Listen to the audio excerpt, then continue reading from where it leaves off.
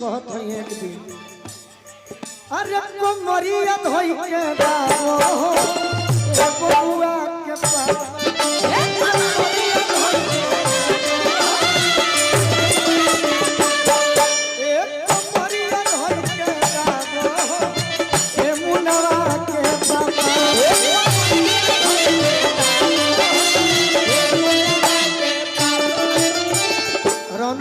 Saidpur hostel से